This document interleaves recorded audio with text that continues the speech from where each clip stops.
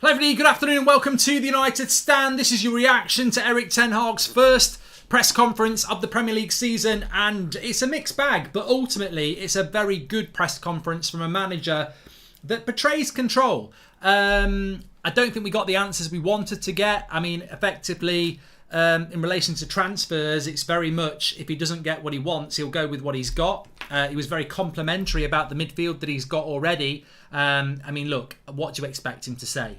We've seen it with Mourinho, we've seen it with Van Gaal, we've seen it with Ollie. What do you expect him to say? He's not going to come out and say, how am I going to survive with that midfield? You saw how crap it was last year. He can't say that, so he's got to come out and say what he said. But there is a lot to get through from Erik ten Hag. He did talk about transfers. He was directly asked about Frenkie de Jong. There's a bit of an interesting update coming out about Frenkie de Jong. He was asked loads of questions about Cristiano Ronaldo, and this is what I've always said. It doesn't matter what I say. It doesn't matter what you say. It doesn't matter what Gary Neville says or Jamie Carragher says, or it doesn't matter whether you think we should sell Ronaldo or kick him out. I think so many of our fan base are being influenced by a media that just doesn't want Ronaldo at Manchester United, when the reality is you cannot tell me that Erik ten Hag has not been ridiculously consistent about Cristiano Ronaldo. And yet again, for about the fifth time in a month, he came out and said, in relation to Ronaldo, he's a top player, and our plan with Ronaldo has always been the same for the season. I'm really happy having a top striker here. He wants to keep Cristiano Ronaldo at the club. It's as simple as that. So when you get these people coming out and saying, oh, Goldbridge, you're in the mud, you know, get rid of him and all this, I'm like, I'm not in the mud, because the reality is the manager wants to keep him. And the best thing of all is, Yashpal says, I feel the English media is going to crucify Ten Hag soon after his almost Sir Alex Ferguson approach to them was almost cringeworthy with Simon Peach. We'll talk about that in a minute, Yash. I mean, there is an observation in relation to the way the press conference went. It was a bit awkward at times, but I want to get into the main topics. That felt like a very edited down press conference. Was that really live, says our Cavalier family. It's because Erik ten Hag answers very bluntly. Like, Melissa Reddy was first, and I felt sorry for Melissa because he was really blunt with his answers, and then she'd ask the questions, and then he warmed up a little bit. He's still adjusting to the media, and he's still adjusting to, I mean, he can speak English, but answering at that pace, I think he'll get better and better. Ferhat says it was an interesting press conference where we, the fans, have to back him as well. The board and the media will turn on him. They will, Ferhat. And this is what I was worried about, says Aram. The club waited too long to act, and now the manager has to come out and defend the club. Happy with the squad. It's Ollie talking, I'm bored of it. When will this club change? Well, look, I thought it was a good interview from Erik ten Hag, but there's absolutely no doubts in my mind that he's towing the club line, because he has to. The season hasn't even started. And to say that he's happy with the squad and the midfield and the attack, he can't be happy with that. Nobody would be happy with that. But let's talk about Ronaldo, because unfortunately, they must have asked about 6 questions about Ronaldo. And what I really liked was this quote that we've got on the screen here. He kept getting asked about Ronaldo, and he kept being asked about the players leaving early. And he basically said, on the players leaving, I have to point out that there were many players who left, but the spotlight is on Cristiano, and that's not right. Do your research and make out many players left as well.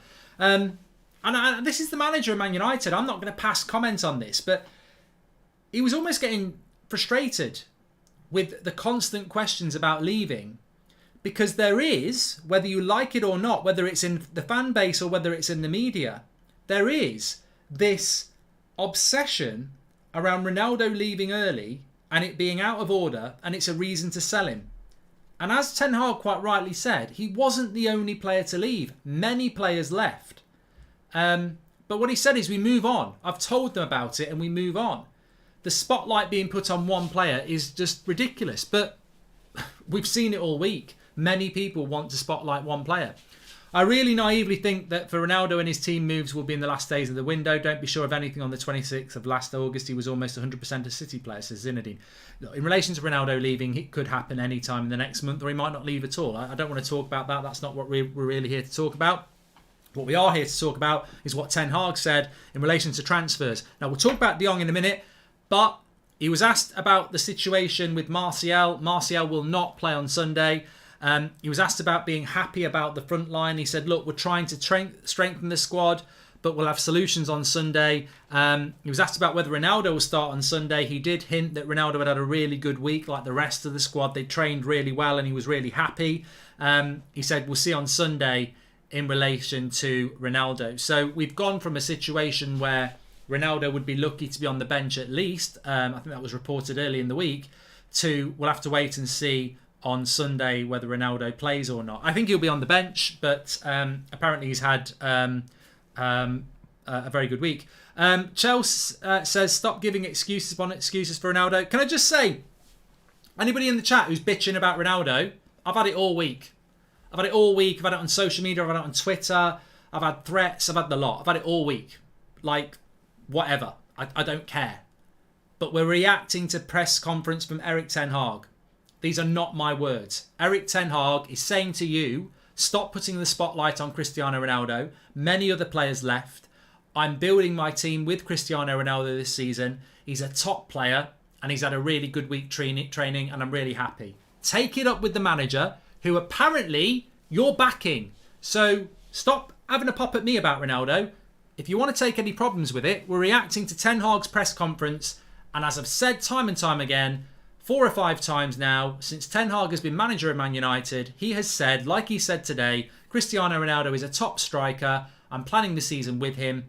I'm very happy to have him here. If you're not happy about that, then maybe you need to question what it is you want from this season. Because Ronaldo could still leave, but it's not what Ten Hag wants. Deal with it. Mark, for his first press conference with England, he did very well.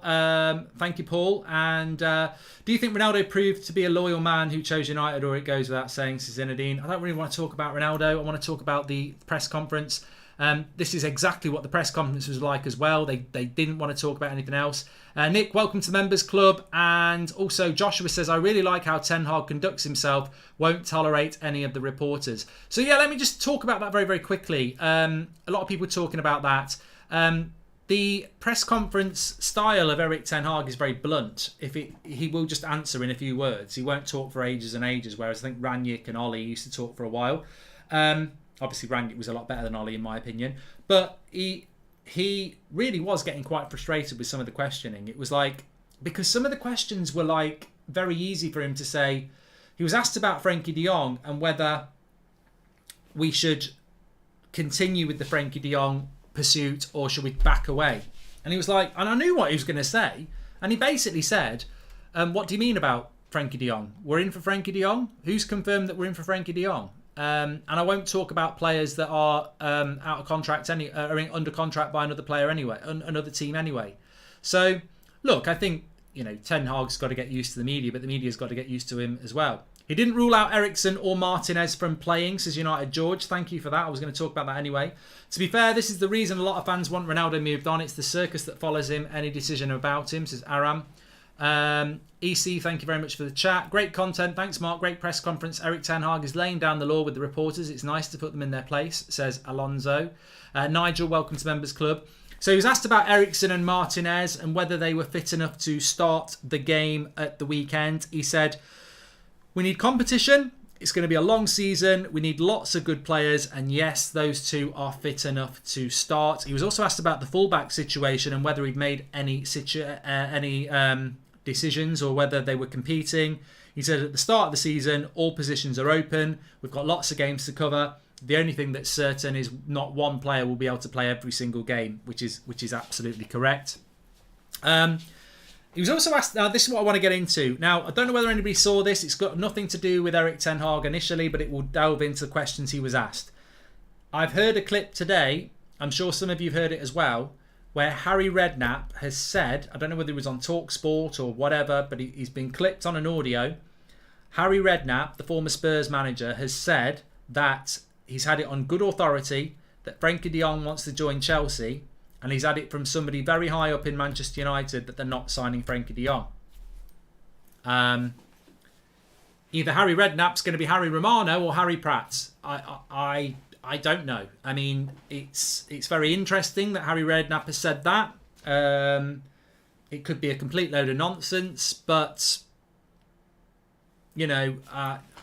it's funny. I was speaking to somebody this morning, and they were saying, what more could Manchester United have done if he goes to Chelsea? And I'm like, well, if he goes to Chelsea and Chelsea pay a bit extra to cover what Barcelona owe him, that's what Man United could have done, and they sat there for 3 months not doing it. So, if Chelsea, the fact is, United's chance to sign De Jong was a month ago.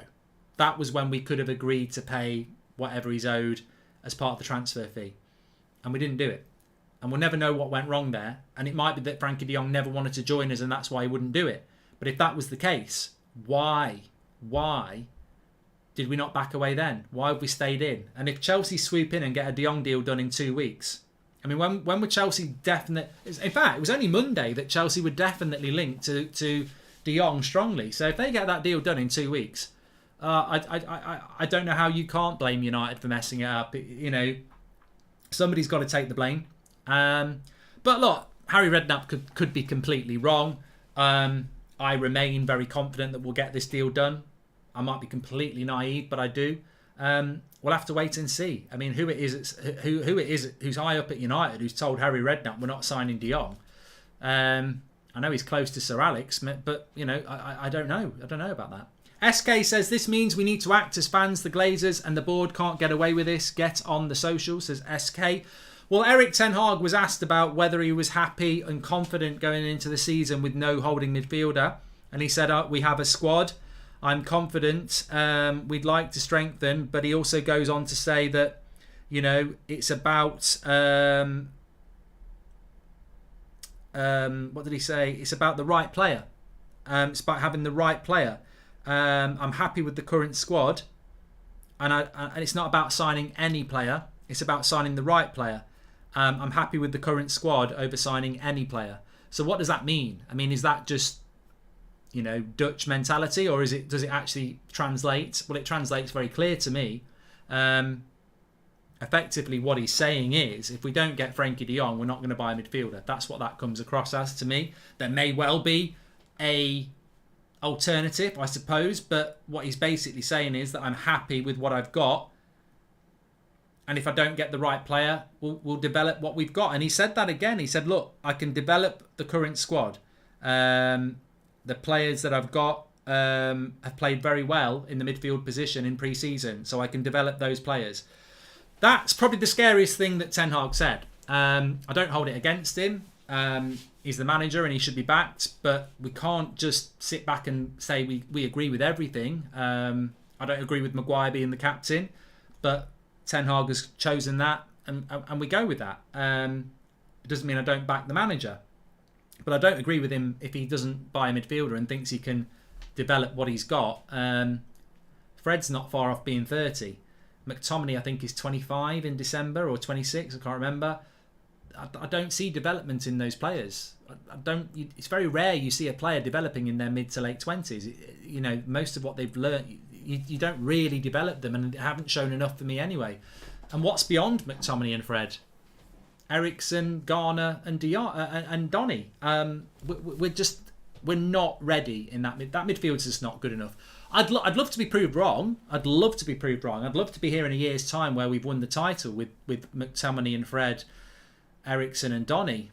But I just can't see it. I mean, my whole life of watching football would be quite happily broken, but you know, you can't polish turds, and it doesn't matter how good a coach you are, you need to buy quality players.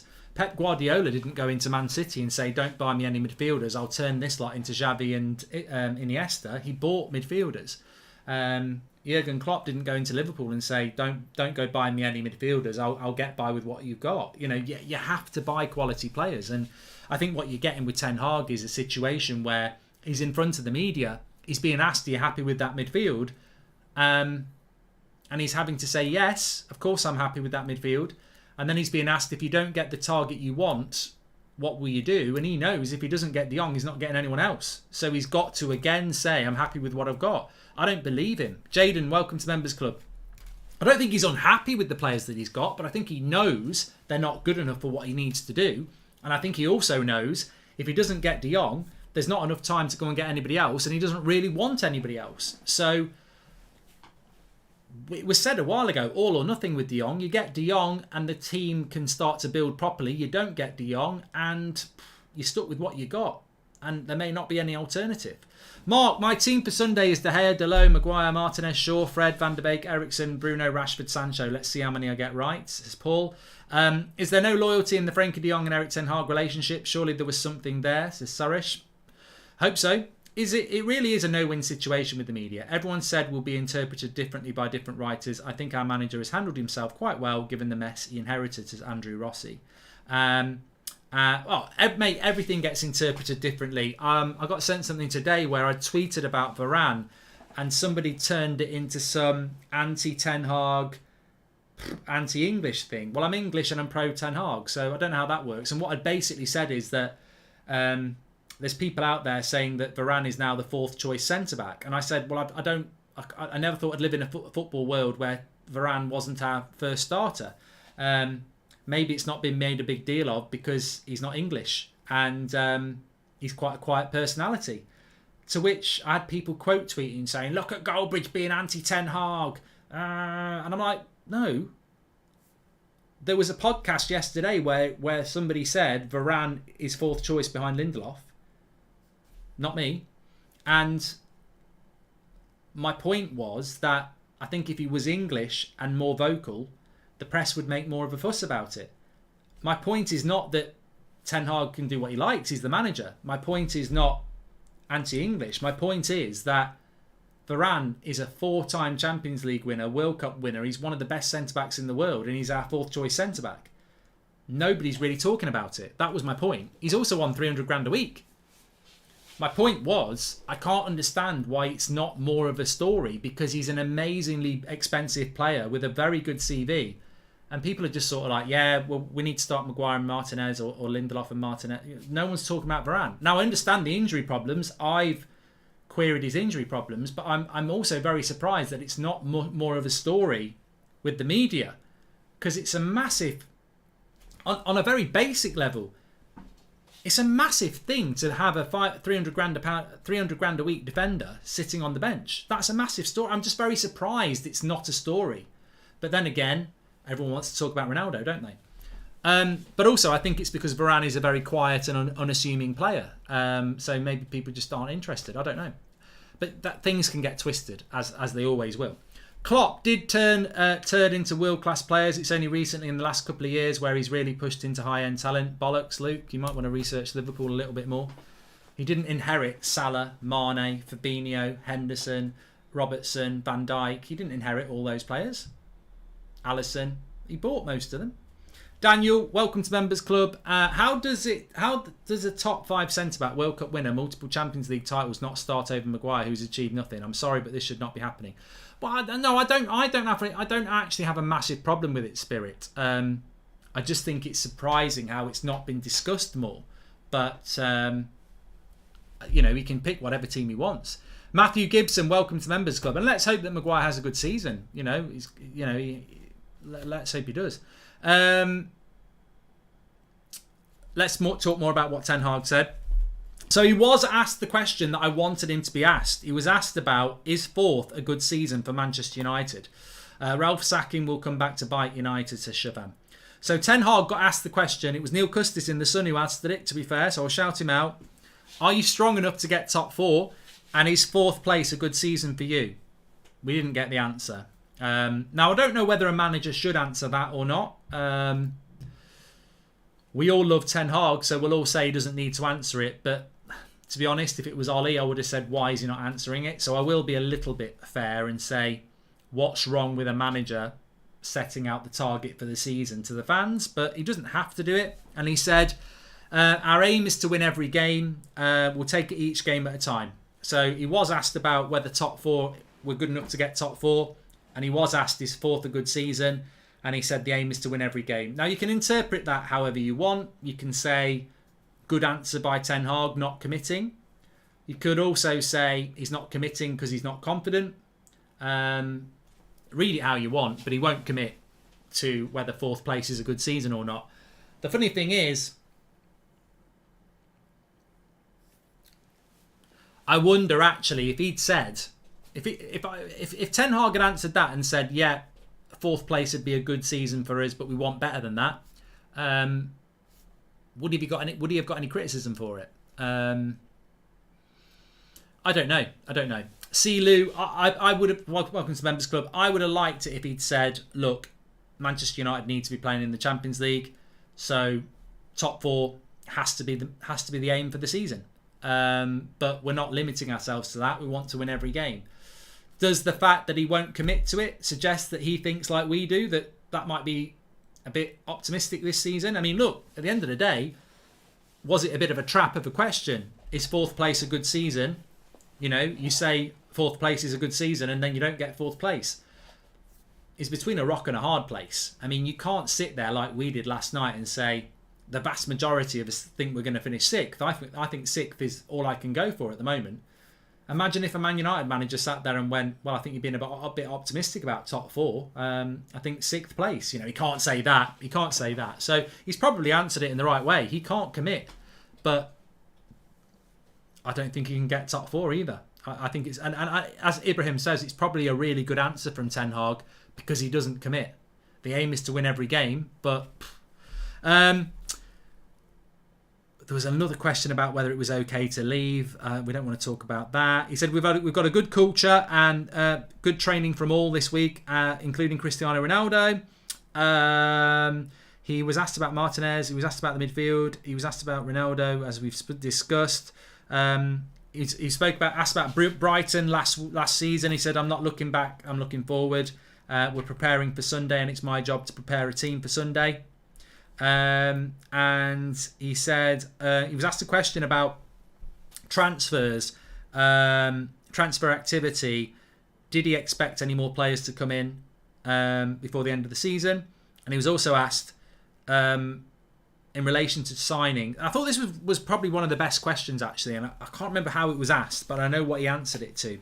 And basically, he was asked about, you know, would you be in a basically, he was asked, would you have expected more activity by now, and would it be helpful to you if you had those players in place? To which he said that would be good. That would be a good situation, but I've got a good squad, and it's about signing the right player, not any player. So it's a bit like the question Adam asked on the tour. Adam from the United Stand, who asked him, you know, Spurs, Arsenal, they're on tour and they've got their players in. Is that an advantage to them? And he said, yeah, it is an advantage because they've got their players in. Very similar sort of answer again. He was asked about activity and the players you want, and would you expect to have them in by now? And he said that would be a good situation to be in. So he acknowledges it. I don't think you can put Ten Hag in the same category as previous managers who've said there's no value in the market. I'm happy with the squad I've got. He has always made it clear that he'd like to strengthen the squad. He said it right at the start. We're trying to strengthen the squad. So don't ever for 1 minute think that Ten Hag is saying I'm happy with the squad. I don't need any signings. He's not saying that. And he's consistently said it in this press conference and he's said it in other ones as well. He does want to strengthen the squad. He even said it would be a good situation to have those players in place now. But it's also about signing the right player. So if this window closes and we sign nobody else, it's not because Ten Hag's happy with this team. It's because they didn't get the players that he wanted. But it's a big difference. And that's why I say, when Ten Hag sits there and says, I've got a good squad and the people that have played in midfield in pre-season have done a good job, he's not saying, I don't need anybody else, I've got McTominay, Fred and Donny. He's saying, I'm happy with what I've got, but of course I want to strengthen and it would be ideal to have those players now.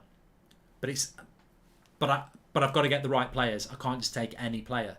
And it's taking time to get the right player, and we might not get the right player, I suppose. So it's not that confusing, but it can get confusing if you don't actually put it in relation to what he's saying and misinterpret what he's saying. He's always said he wants to strengthen. He's always said that it's about bringing the right player in, and he's always said, of course, you're at a disadvantage if you haven't got the players you want at the start of the season. But what he's also said is that I'm happy with the squad that I've got as well. So he wants players. It's whether they can get those players in. How can we not have a large list of potential targets? De Jong or Neves, that can't be it. And Mark, we support you, friend. Ignore the knob, says Jefferson. Thank you very much, mate. Kanu and Joshua, thank you much and welcome to the members club. Don't forget tonight, this is a shout out for the members, and if you want to join the members club, get it done. The link's in the chat, or you can click the join button. But Fantasy Premier League starts tonight. There is a game at 8 o'clock. I'm doing a watch along at 8 o'clock tonight on That's Football. Arsenal against Crystal Palace. You've got to get your Fantasy Premier League teams in by 7 o'clock, I think. I'd get it in by 6 in case it crashes. It has done that in the past. If you want to play against me and you're a member, we've got a members Fantasy Premier League. The videos are there for the members. It's got all the information in there as well. So thanks for supporting the channel. And if you want to get involved in that, you can do. We're also going to be live at 7 o'clock tonight on the United Stand, because the 8 o'clock show I can't do because I'll be doing the Premier League watch along, which I'm sure many of you will be watching the first one as well. So yeah, look, in summary, I felt that Ten Hag's interview was good. Even I, and I'm sure you, when you listen to him, I have to adjust to it, because I liked Rangnick. I really enjoyed Rangnick's press conferences, and you asked him a question and he spoke to you for 2 minutes very honestly. You can ask a good question to Ten Hag and he'll answer it in 3 words, and you're like, he's hard, but I like that. He's a hard person to get information out, but that's not a bad way to be when you're a new manager in a new league with reporters who are very close and very good at what they do. I think he's working his way in, and the press, and you can clearly see that the journalists are getting used to him as well. Poor Simon Peach had to ask the same question about 4 times. So yeah, I think there's a bit of an adjustment period there. But I do think it was a good interview by Ten Hag. Ollie was a bad example. He was a nice guy who wanted to please everybody. Ten Hag, even today, was quite abrupt and quite frustrated. And you sense that the media side of things he doesn't like. Now, I think that's a positive. I think that's a positive in a Man United manager, because I want a manager that is obsessed with managing. I want a manager that's a coach. That is what Ten Hag wants to do. I don't think he really massively enjoys talking to the media. He's going to have to develop that. Man United, you can't have a manager who doesn't do that. But I do like the way he deals with the media. Managing Barca is saying De Jong wants to go to Bayern. We can't afford to lose Frankie, says Nicholas. Well, we'll have to wait and see. Ryan, Will and Daniel and Atex, welcome to the members club. Thank you very much. Up the Rowley Regis, United in the Fantasy League, Mark, says Paul Woolley. Thank you very much, mate. But I think that the key points to take away from this lunchtime press conference with Erik Ten Hag are this. Rory says, get yourself a few bottle of suds. Well, maybe only like a 3-man watch for the watch along tonight, says Rory. Okay. The Harry Redknapp thing is very interesting, where he said that Man United have accepted they're not getting De Jong and he wants to go to Chelsea. I don't really think that's true. We just had a story there about De Jong wanting to go to Bayern. Look, panic stations, yeah, the season starts and we haven't got a midfielder. But I'd be really disappointed now. I don't know what everybody else thinks, but I would be really disappointed now if we didn't get De Jong and we went and bought Neves. Because I'd be like, we could have done that in June. We could have done that in June, and then we could have spent the rest of June and July working on Anthony with Ajax at a time when they probably would have sold. The whole summer, whether we like it or not, has been about Frankie de Jong. If you spend all summer on one player and then you don't get them, it's just a massive, massive failure. So, look, welcome to Members Club, Tyler. I remain 90% on De Jong, and I've explained it why, and people are going to go, you're an idiot, you're going to look an idiot. Bobby, welcome to the Members Club. But the reason I remain 90% is because nothing has changed in 2 months. Man United are still really confident that they'll get this deal done. There is this very strong rumour that De Jong and Ten Hag have a private understanding that nobody knows about. So I remain confident, but I've got to admit, some of the stuff that's coming out doesn't make you feel confident, but I just stay true to what we've been told, and we'll have to wait and see. Jose says, instead of Frankie de Jong, Man United need to get James Ward-Prowse. Well, the problem is, if you bought a Ward-Prowse or you bought a Tielemans, I still think they'd be sat on the bench for McTominay and Fred. The great thing about de Jong is he would not be on the bench. He would bench one of them. I don't want to buy another Donny who you think's going to play and then they sit on the bench for McTominay and Fred. If you buy de Jong, he's going straight into that team. And that's why... And also, he's a fantastic footballer. Shabam says, if Chelsea spend north of 200 million after finishing third and rivals also keep strengthening every year, we'll be caught in a battle for fourth, says Shabam. I mean, I've said this before. It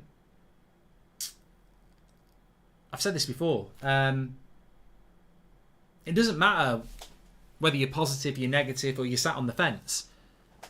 We finished sixth last year, didn't we? Yeah. And we were shit.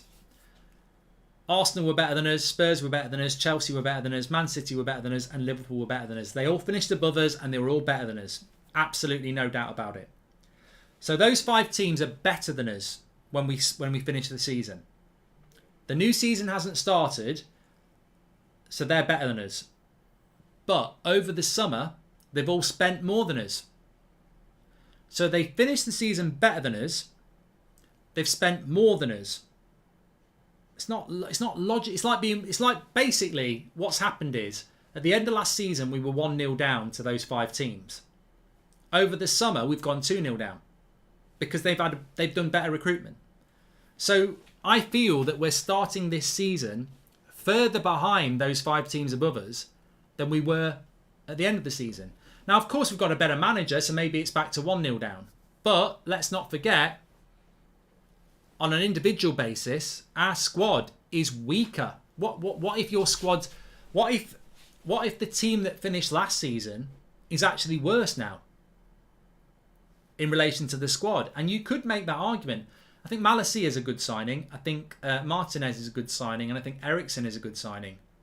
But losing Cavani and not replacing him makes us weaker up front. Losing Matic and Pogba in the midfield and not replacing them makes us weaker in the midfield. So, I mean, to be fair, Mata, Lingard, I'm not Tellez. I'm not really bothered about those. But I don't think we've replaced Cavani, Pogba and Matic. So you could argue that the balance of the squad is weaker this year than it was last year. So we're falling behind on... I would argue that we are further behind Arsenal, Spurs, Chelsea, Man City and Liverpool now than we were at the end of last season because they've had a better summer and I think in areas our squad's weaker. So it's horrible when you put it like that, isn't it? And look, it doesn't always work like that. It doesn't always work like that. We could finish 4th. We could finish 5th. But I think it's an appalling indictment on the Glazers that we had our worst ever Premier League season.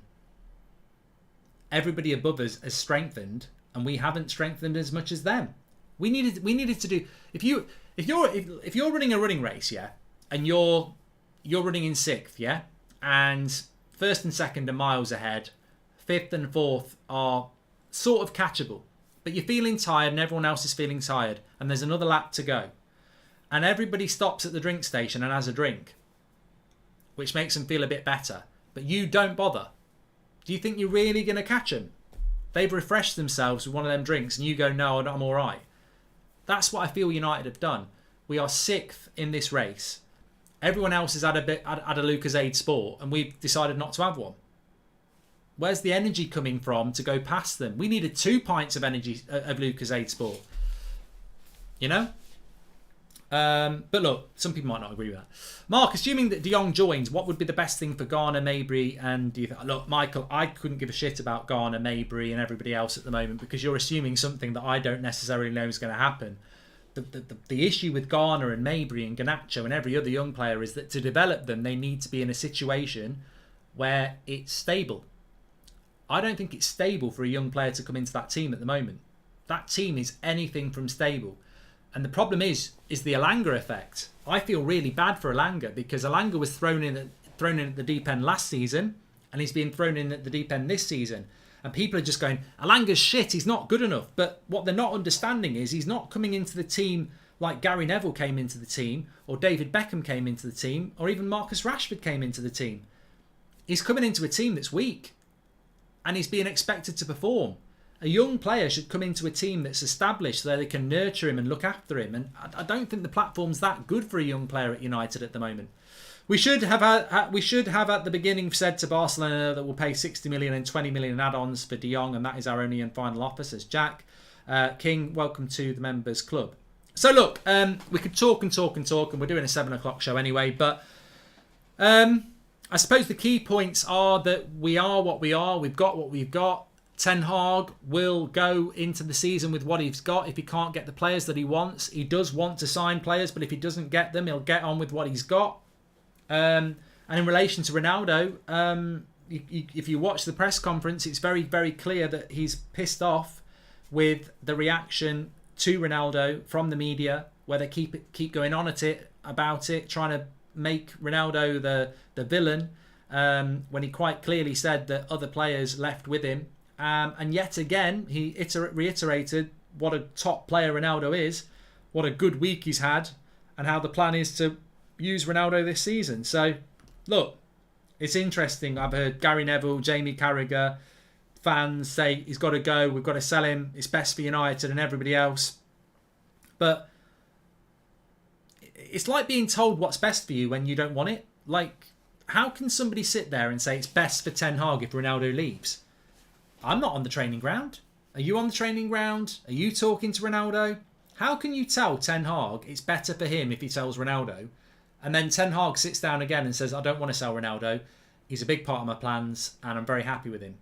How can people keep doing articles and stuff saying he's better off without Ronaldo, yet he keeps telling you he wants to keep him? I don't know. Josh, welcome to the Members Club. Love the way Erik ten Hag protected Ronaldo when they just highlighted Ronaldo for leaving. Seems like he protects his players, says James. He does protect his players, because there was a question about, we don't know who the other players were who left. And he went, he wouldn't even, so look, he wouldn't say who the other players were. So he does protect his players. He was very protective of Ronaldo, but then he wouldn't name the other players as well. So he's, he could easily have done that, and he didn't. So he is. Anyway, look, I am on Twitch at 3 o'clock, FIFA career mode. It's the start of another season. I've got 2 fantastic free agents that I'm very excited about. So if you want to watch me play a bit of FIFA this afternoon, I'll be live at 3 o'clock on Twitch. Don't forget to do your Fantasy Premier League. If you're playing in my members club one, don't forget to do that either. But Fantasy Premier League is kicking off tonight. If you want to play in one with me in it, I'm only doing it on the members section, which is a bit of a reward for them supporting the channel. And we're going to be doing prizes and stuff, so check that out. We're live at 7 o'clock tonight because I'm doing a watch along at 8 o'clock. So 7 o'clock show tonight. And then I'll be on That's Football for the Arsenal Palace game, which I'm looking forward to. I'm looking forward to watching some proper football. So, but I'm looking forward to my career mode as well. I'll see you at 3 o'clock. Thanks everyone for watching. Take care. Smash a like. Make sure you subscribe. Premier League starting. We're not ready, but we may as well enjoy it if we can. Welcome to Members Club, Dan.